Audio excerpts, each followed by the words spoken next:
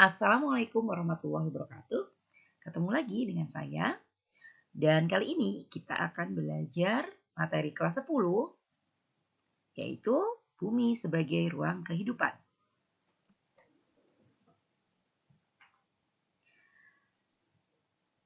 Sebelum kita belajar tentang bumi, kita akan belajar tentang teori pembentukan alam semesta dulu. Jadi, masih terjadi perdebatan alam semesta atau jagat raya ini dibentuknya kapan, bagaimana, masih menjadi perdebatan. Nah, sebelum kita mengenal teori tentang pembentukan alam semesta, saya akan menjelaskan tentang apa sih sebenarnya alam semesta atau jagat raya itu. Alam semesta atau jagat raya adalah ruang hampa udara yang tidak diketahui batas dan luasnya. Jadi, ilmu manusia tidak menjangkau luas dan batas alam semesta, tidak terjangkau oleh ilmu yang dikuasai oleh manusia. Jadi, alam semesta atau jagat raya adalah ruang hampa udara yang batas dan luasnya tidak diketahui. Kemudian, ada banyak teori pembentukan alam semesta. Namun, yang sempat diabadikan ada beberapa hingga sekarang. Namanya teori, kebenarannya juga belum bisa dipastikan. Nah, sekarang kita akan belajar 3 teori pembentukan alam semesta. Yang pertama adalah teori mengembang dan memapat atau disebut oscillation theory. Menurut teori ini, jagat raya pada awalnya terbentuk karena adanya siklus materi yang diawali dengan massa yang mengembang. Jadi, sebuah massa, ini ya gambarnya, sebuah massa ini akan terus mengembang disebabkan oleh reaksi inti dari gas hidrogen. Jadi ada gas hidrogen, materi ini terdiri dari gas hidrogen yang kemudian mengembang dan terus mengembang. Akibatnya terbentuklah galaksi-galaksi yang diperkirakan sudah berumur selama 30 miliar tahun.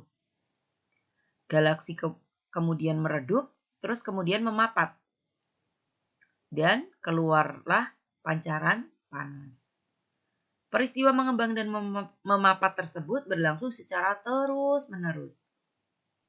Teori ini juga disebut dengan teori ekspansi dan kontraksi. Teori yang kedua adalah teori keadaan tetap atau steady state theory. Teori ini dikemukakan oleh Sir Fred Hoyle.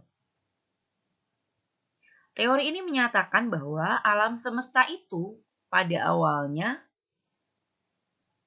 dan nanti sampai sekarang adalah statis atau tetap. Jadi alam semesta itu tidak punya awal dan tidak punya akhir. Tidak mempunyai awal dan tidak mempunyai titik akhir. Fred Hoyle mengatakan bahwa alam semesta tidak terbatas dalam waktu dan memiliki kondisi yang sama terus-menerus. Namun teori ini banyak ditentang oleh banyak ahli. Sebagai contoh bahwa teori ini mengatakan bahwa alam semesta tidak berubah dalam waktu yang cukup lama. Namun ternyata ada bukti bahwa alam semesta ini berkembang. Berkembang terus-menerus. Bahkan ada bintang baru yang lahir. Kemudian yang ketiga adalah teori ledakan besar atau the Big Bang Theory.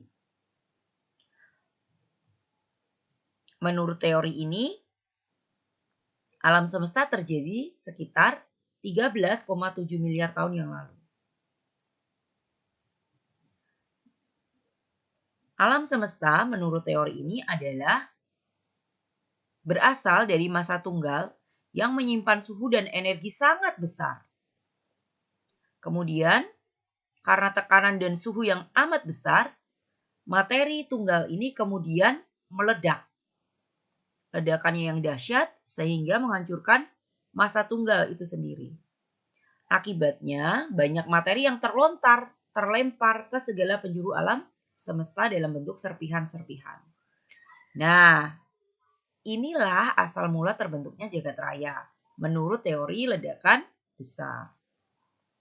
Teori ini juga relevan ya dengan rumus relativitas Albert Einstein. Berikutnya, apa saja sih yang ada di alam semesta ini? Yang pertama adalah galaksi. Ini ya, galaksi. Galaksi adalah kumpulan dari planet, bintang, gas, debu, nebula, dan benda langit yang lainnya. Jarak antar galaksi ini rata-rata lebih dari 1 juta tahun cahaya. Bentuk-bentuk galaksi antara lain adalah yang pertama adalah spiral. Ya, jadi spiral itu bentuknya kayak gini. Seperti di gambar. Contohnya tipe galaksi ini adalah galaksi Andromeda dan galaksi Bima Sakti.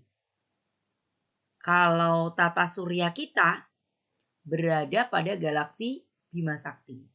Ini ya. Jadi kira-kira bentuknya galaksi Bima Sakti itu kayak gini. Terus tata surya kita di mana? Di sini, kecil di sini. Ya, kecil di sini. Ya, tata surya kita kecil di sini. Buminya lebih kecil lagi nggak kelihatan. Galaksi Bima Sakti sering juga disebut dengan Milky Way Galaxy. Galaksi Bima Sakti sering juga disebut dengan Milky Way Galaxy. Karena jika dilihat dari luar galaksi, galaksi Bima Sakti itu memancarkan cahaya putih seperti susu. Jadi sering disebut Milky Way Galaxy. Ya. Kemudian bentuk yang kedua adalah spiral berbatang. Galaksi ini memiliki lengan yang keluar dari bagian ujung suatu pusat. Ini. Jadi seperti ada pusatnya. Ya. Galaksi di alam semesta diperkirakan sekitar 30%-nya berbentuk spiral berbatang. Kemudian yang berikutnya adalah galaksi elips. Galaksi elips, galaksinya ya berbentuk elips, ya. Berbentuk bundar sampai berbentuk bola pepat atau elips. Contoh galaksi tipe ini adalah galaksi M87. Ya, yang terdapat di rasi Virgo. Yang terakhir adalah galaksi tak beraturan. Jadi galaksi ini tidak memiliki bentuk khusus. Anggota dari tipe ini terdiri atas bintang-bintang tua dan muda. Contoh dari galaksi tipe ini adalah galaksi awan Magellan besar dan awan Magellan kecil. Galaksi tak beraturan ini banyak mengandung material antar bintang yang terdiri atas gas dan debu-debu. Jadi kalau dilihat dari luar galaksi bentuknya kayak gini, tidak ada bentuk khususnya. Ya. Itu ya, jadi ada 4 tipe galaksi. 4 bentuk galaksi. Kemudian yang kedua, anggota jagat raya yang kedua yaitu bintang. Bintang itu adalah benda langit yang memancarkan cahaya dan panas sendiri. Ya. Bintang di tata surya kita yang terbesar adalah matahari. Kenapa matahari? Karena matahari mempunyai cahaya dan panas sendiri. Jadi kalau ditanya, matahari itu adalah bintang yang terbesar dalam tata surya kita. Ya. Selain sebagai bintang juga sebagai pusat tata surya. Nanti berikutnya kita akan membahas matahari tersendiri. Ya, jadi bintang. Kemudian ada sistem bintang. Sistem bintang atau sering disebut rasi bintang.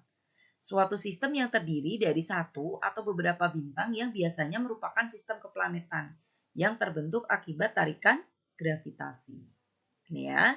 Jadi sistem bintangnya contohnya ada ini.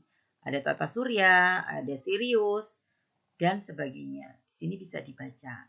Nanti juga bisa di googling rasi bintang yang ada, sistem bintang yang ada itu apa saja. Pastinya belajar tentang tata surya, tentang jagat raya, tentang angkasa luar itu sangat menarik. dan itu akan kita pelajari secara bertahap. Oke, sampai di sini dulu. Kita akan lanjut pekan depan dengan subbab berikutnya, dengan materi berikutnya. Tetap semangat. Jangan lupa jaga kesehatan. Assalamualaikum warahmatullahi wabarakatuh.